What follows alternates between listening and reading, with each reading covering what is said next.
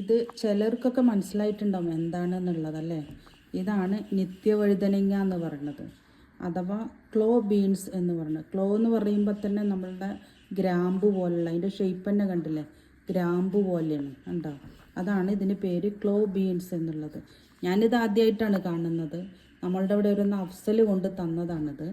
ഇത് അതേപോലെ ക്ലീൻ ചെയ്യാനും ഒരു പ്രൊസീജിയർ ഉണ്ട്. അതായത് ഇത് നമ്മളിങ്ങനെ എടുത്ത ശേഷം ഇത് ഇതാണ്ടോ, ഇത് പ്ലാസ്റ്റിക് പോലെ ഉണ്ടാവും ഇതിൻ്റെത്. ഇത് കളയേണ്ടതാണ്. ഇത് കളയുമ്പോൾ ഇതിൽ 4 സീഡോട് വിത്തോട് കൂടി കിട്ടും. ഇത് നല്ല മൂത്തിട്ടുണ്ടെങ്കിൽ ഇത് ഉണക്കി നമുക്ക് ചെടിയാക്കാവുന്നതാണ്. കണ്ടോ, 4 എണ്ണം കിട്ടും ഇതൊന്ന്. ഇത് ഇങ്ങനെ എടുത്ത ശേഷം ഇതെല്ലാം നമുക്ക് തോരൻ വയ്ക്കും. ഇത് കളയാനാണ്, ഇതിൻ്റെ ഈ പ്ലാസ്റ്റിക് പോലുള്ളതും കളയാനാണ്. പിന്നെ ഇതെല്ലാം നമുക്ക് ഉപയോഗിക്കാം, ഇതിൻ്റെ തണ്ടും ഒക്കെ ഉപയോഗിക്കാം. ഇത് നമുക്ക് ഉണക്കിക്കഴിഞ്ഞാൽ ഇത് നമുക്ക് മഴക്കാലം കഴിഞ്ഞാലാണ് ഇത് കുത്തിയിടാനുള്ള നല്ല ടൈം. 2 മാസം കഴിഞ്ഞ് കഴിഞ്ഞാൽ ഇതേപോലെ കായാവുന്നതാണ്. അത് എടുത്തതിൻ്റെ സീഡാണിത്. ഇത് നമുക്ക് എല്ലാ അസുഖങ്ങൾക്കും നല്ലതാണ്.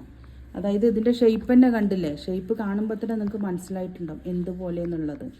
അതായത് പെന്നീസിൻ്റെ ഷേപ്പ് പോലെയാണ് ഇത് കാണുമ്പോൾ തന്നെ. ഇത് ഏറ്റവും നല്ലതാണ്. സ്പേം കൗണ്ട് കുറഞ്ഞവർക്ക് ഏറ്റവും നല്ല കോസ്റ്റ്ലി ആയിട്ടുള്ള മെഡിസിനാണത്. അതൊക്കെ നമുക്ക് ഇതുകൊണ്ട് പരിഹരിക്കാൻ പറ്റുന്ന, ഒരു പരിധി വരെ പരിഹരിക്കാൻ പറ്റുന്ന ഒരു വെജിറ്റബിളാണ് ഇത്. അതേപോലെ സ്പേം കൗണ്ട് മാത്രമല്ല, ടൈമിങ്ങിന്, അതേപോലെ മോട്ടിലിറ്റി കുറഞ്ഞവർക്കൊക്കെ ഏറ്റവും നല്ല വെജിറ്റബിൾസാണ് ഈ നിത്യവഴുതനങ്ങ എന്ന് പറഞ്ഞ, അഥവാ ക്ലോസീഡ് എന്ന് പറയുന്ന സാധനം. അതേപോലെ അതിന് മാത്രമല്ല, നമുക്ക് ഓവറി സംബന്ധമായിട്ടുള്ള എല്ലാ അസുഖങ്ങൾക്ക്, അതേപോലെ യൂട്രസ് സംബന്ധമായിട്ടുള്ള എല്ലാ അസുഖങ്ങൾക്ക്, അതുപോലെ കിഡ്നി സംബന്ധമായിട്ടുള്ള അസുഖങ്ങൾക്കൊക്കെ ഏറ്റവും നല്ല റിസൾട്ട് തരുന്ന ഒരു സാധനമാണ് നിത്യവഴുതനങ്ങ എന്ന് പറയുന്നത്. ഇത് ഉണ്ടാക്കുന്നത് എങ്ങനെയെന്ന് ചോദിച്ചു കഴിഞ്ഞാൽ, ഇത് നമ്മൾ ഇതേപോലെ നേരത്തെ ക്ലീൻ ചെയ്ത പോലെ എടുത്തതിന് ശേഷം ഇത് നന്നായി ചെറുതായിട്ട് കട്ട് ചെയ്യുക. ചെറുതായി കട്ട് ചെയ്ത ശേഷം കുറച്ച് വെള്ളത്തിൽ കുറച്ച് കല്ലുപ്പ്, മഞ്ഞൾപ്പൊടി, അതേപോലെ പച്ചമുളക് ഇട്ട് ഇതും കട്ട് ചെയ്തിട്ട് വേവിച്ചതിന് ശേഷം അത് ഇറക്കുന്ന സമയത്ത് തേങ്ങ ചിരകിയതിട്ട് കഴിഞ്ഞാൽ നല്ല ടേസ്റ്റാണ്. നമുക്ക് മെഡിസിനായിട്ടും ഉപയോഗിക്കാം. അതേപോലെ നമുക്ക് ഒരു അസുഖം വരാതിരിക്കാനും ഉപയോഗിക്കാൻ ഇത് ഏറ്റവും നല്ലതാണ്.